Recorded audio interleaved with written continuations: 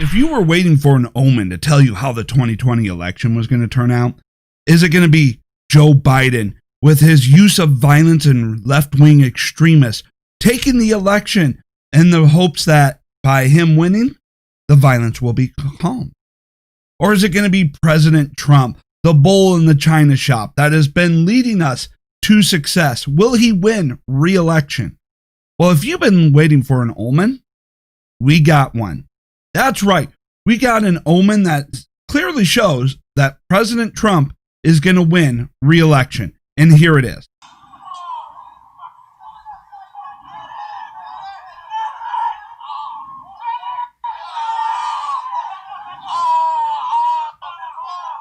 I love it. I love it.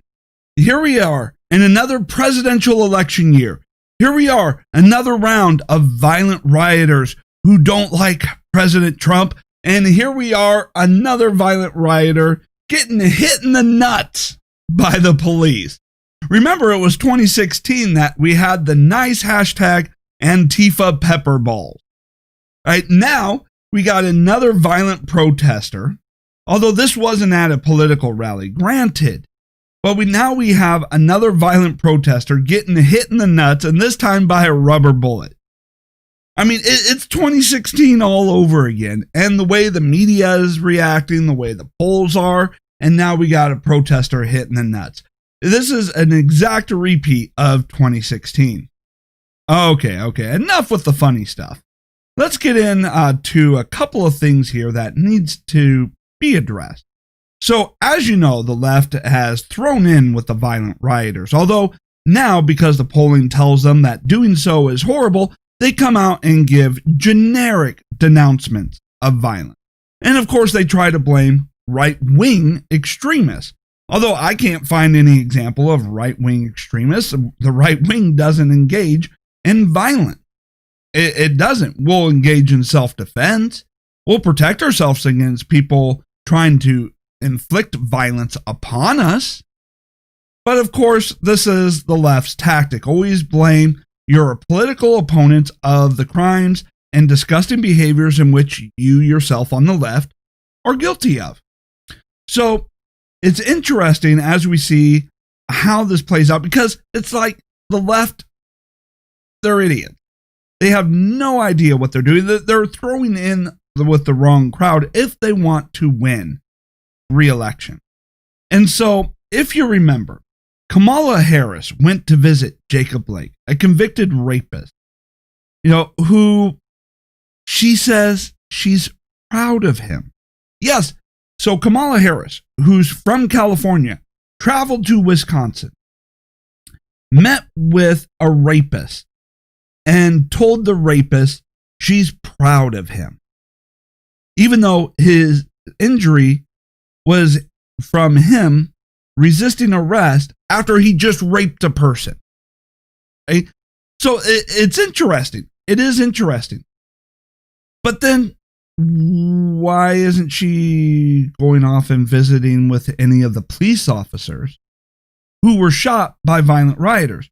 So she'll go and visit a violent rapist, Jacob Blake, who was going for a knife at the time he was shot, actively resisting arrest for an open warrant after he just raped another person. And so she'll tell him how proud she is of him. But when it comes to the police are evil, the police are bad. She'll travel to Wisconsin, but she won't even go back to her home state in order to meet with the police officers and at least engage in a photo op.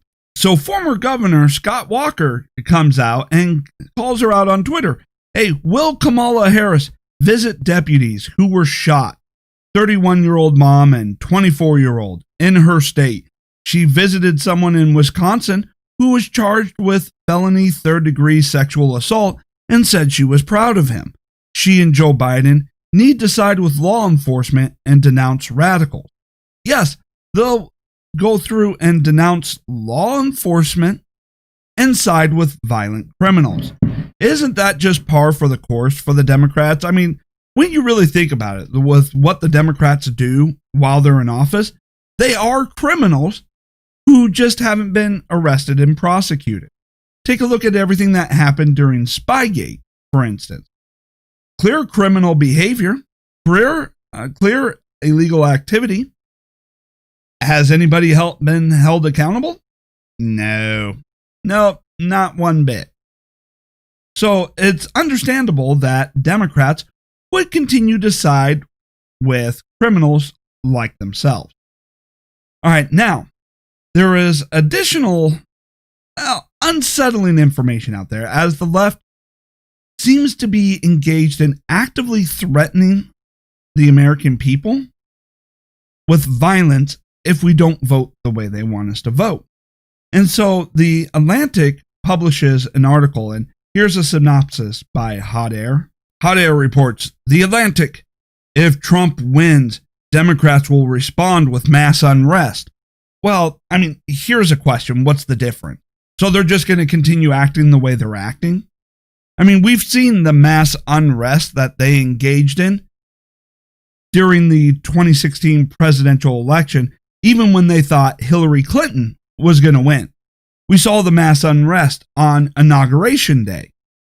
We've seen them engage in violent rioting since Obama was in office, right? And they've continued the violent rioting since Trump took office. Now, one of the great failures of the Trump administration, I will admit, is not putting an end to all these violent riots. Now, I get that there is some federalism and that the state governors have to accept a request for help or make a request for help, or he could invoke the Insurrection Act. He could put an end to it right now. But the Democrats are going out there and saying, hey, either you go ahead and vote the way we want you to vote, or else we'll continue being violent. In fact, we'll up the ante on the violence. It is really sickening how much they are threatening this country, and they don't even understand democracy.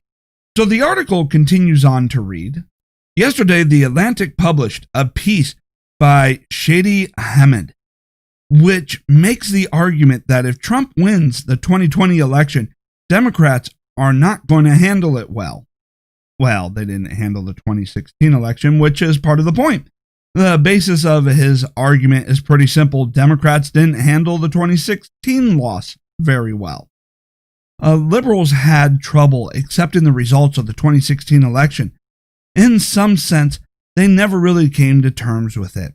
The past 4 years have witnessed the continuous urge to explain away the inexplicable, to find solace in the fact that the voters betrayed them.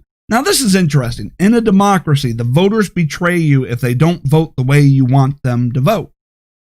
It almost seems like they don't know what a democracy is, that they are trying to instead demand an authoritarian regime where we pretend we have a democracy, but it's only so long as we vote the way they want us to vote, rather than the way we feel like voting. The voters betrayed them. I mean, that is some next level cognitive dissonance right there. I mean, that is some egotistical, narcissistic belief system portrayed in that sentence. How could so many of their fellow Americans side with a racist? Now, of course, they call every political opponent a racist.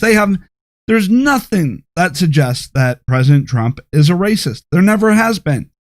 There has never been, any indication that any of the Republicans that they constantly call racist are racist.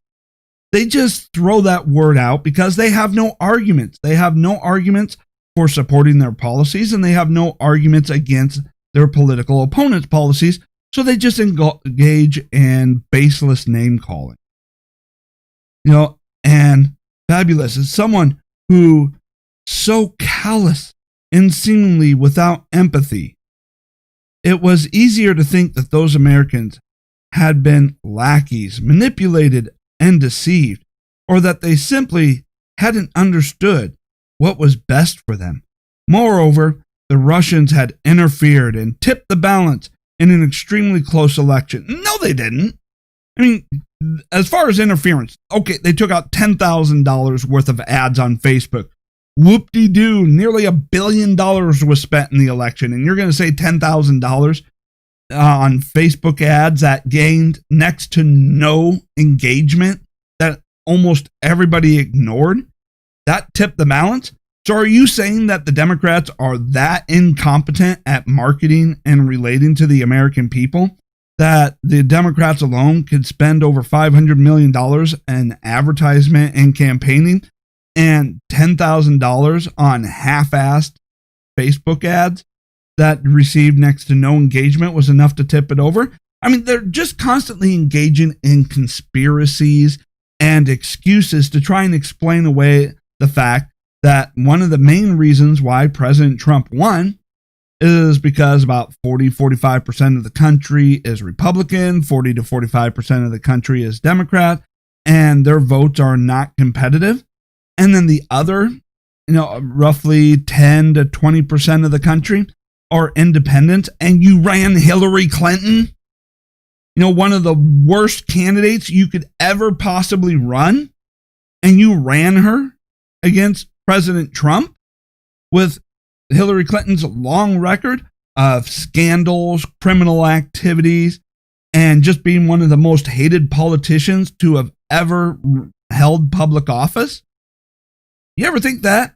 And you ever think maybe the reason why you're going to lose the 2020 election is because, once again, you're running a horrible candidate? This time, someone who has really declined mentally, can't figure out where he is, what office he's running for, can't even remember the difference between his spouse and his sister some of the time, who has to use a teleprompter in order to respond to questions.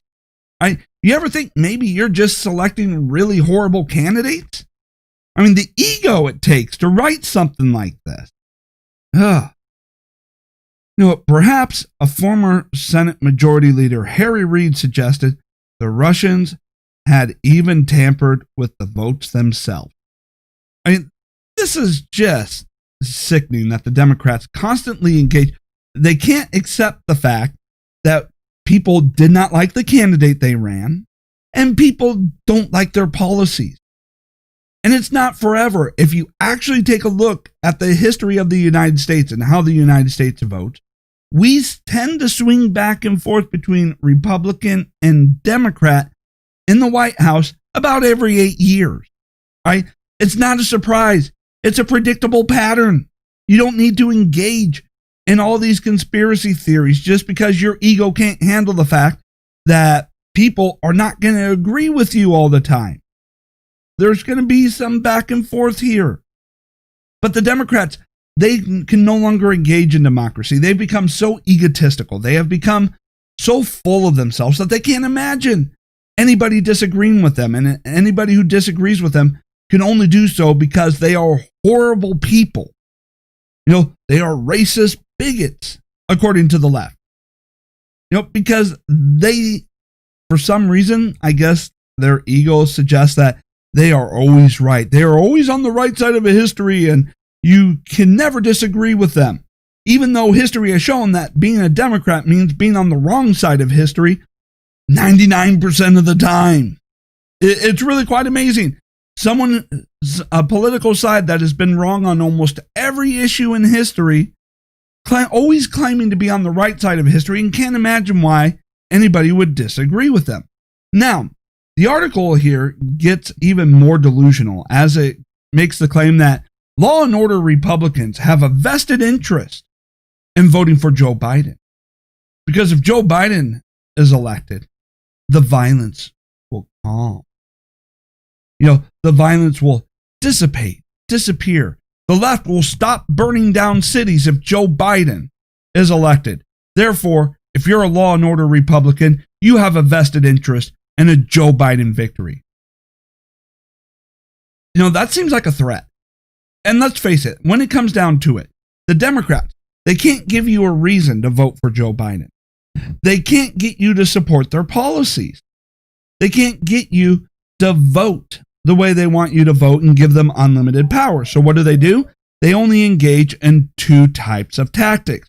One, try to demonize their opponent. They can't get you to vote for them. Well, they will sure as hell try and figure out if they can get you to vote against their political opponent.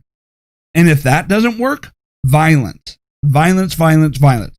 Either you vote for the candidate that we want you to vote for and the policies that we want, or we're going to burn down your cities, shoot you in the street, and overthrow the entire government.